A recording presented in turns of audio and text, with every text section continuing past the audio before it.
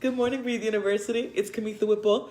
Hope you're still going strong. I'm still going strong with the 100 Days with ET Challenge. And I shared with you before that I'm called to be a grief minister. And this series of videos that I'm doing, it's probably going to be about 7 videos, is all about grief.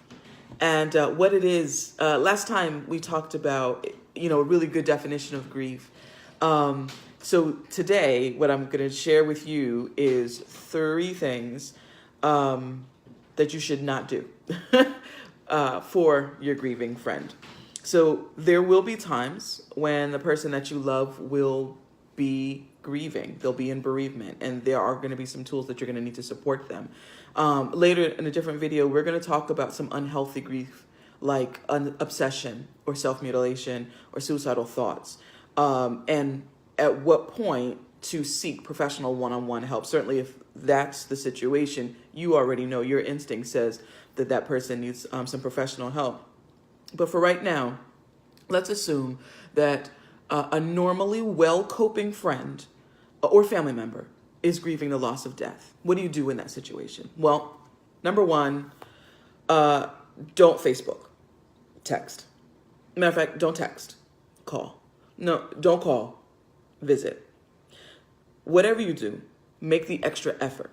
So however you hear about the news, right? If you respond to that news in the same way, you're just simply acknowledging that you read it. If you read on a Facebook post that someone's aunt or grandfather has passed away, by responding in Facebook, the grieving person registers that you read it, but it's not really registering that you care about them. Now, that's not to say that many people don't appreciate the condolences they receive. I certainly do. Many, many people will say that they do as well. But if you really want to comfort someone, if you want to make an impact, and I know you do, you got to understand there's a big difference between 10 sad faces on a Facebook post and then actually talking to an acquaintance on the phone. It just feels different. The grieving person is really touched when you go the extra step normally than what you normally do. So if you normally text, don't text, make a phone call. If you normally call each other, don't call, visit. And then afterwards, you always follow up that initial condolence contact with a card or a letter, and that's going to remind the bereaved that you don't just care for one moment, that you're continuing to care, that they're in your thoughts and in your mind. So that's tip number 1. Tip number 2: don't bring or send, but don't bring to the house alcohol, drugs, or junk food. Don't bring sickness and death to the house. Bring health and life. Because they are distracted, because they are in despair, grieving people just don't treat their bodies well. And at this low point, it is very tempting to slip back into unhealthy, toxic behaviors, or slip into some new unhealthy, toxic behaviors. So don't be the friend that brings alcohol to the house so that they can drown their sorrows. It's not helpful. When you leave, they feel worse. Don't be the sweet lady who brings a big basket of cookies and encourages someone to drop the diet. It's not helpful. When you leave and the cookies are gone, they feel worse. And I know you're not going to like this, don't bring a 5-gallon tub of fried chicken to the house. Instead, how about some healthy snacks? Basket of fruit. How about this? Instead of a big basket of fried chicken that nobody could eat in 2 sittings, right? How about some healthy meals separated into single portions, or something that can freeze very easily and warm up very easily? And whatever you do, whatever food you bring over, don't bring it in your casserole dish. Put it in something that's disposable. The last thing, well, maybe not the last thing, but one of the last things that a bereaved person wants to do is wash a dish, remember that it's your dish, and then return it to you. And if you're like me, I was raised that you never give a dish that's empty. So now I've got this empty casserole dish. I've got to think about, what should I make in order to give back to? That's too much. That's too much. Put it in something that's disposable, and you'll be fine.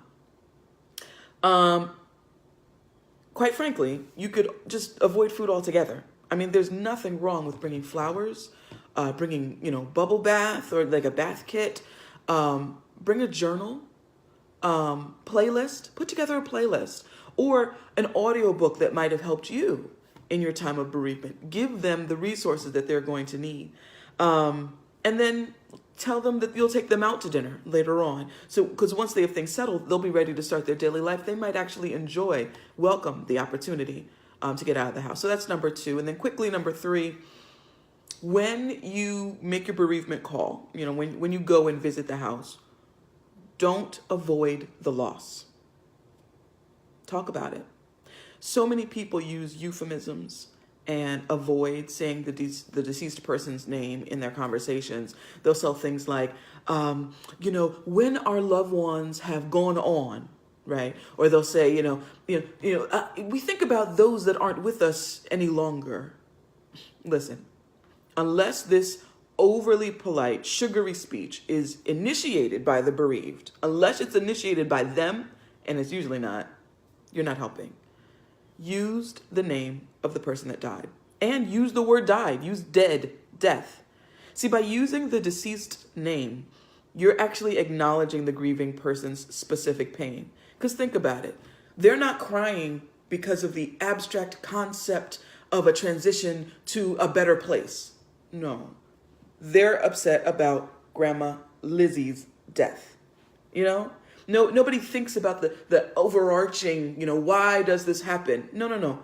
The pain happens specifically to the person about the person that's died. So acknowledge it. Don't make it the elephant in the room if it doesn't have to be. So I want this video to be short. I only gave you 3 tips. Tomorrow I'm going to give you 3 more tips of what not to say, like specific phrases that people say that they just shouldn't. And I'm going to give you some advice on what to say. Hope this was helpful. Tell me that if it's helpful in the comments below. If it's not helpful, I'll stop making the videos. But I have some things to say. And I want you to be able to support people that are grieving in your life. And if you're in a grieving state, I want to be able to support you myself and help you, give you the tips, the tricks, the tools to get to recovery. It gets better after this. My prayer for you is that the God who created the universe show you his love through his creation today.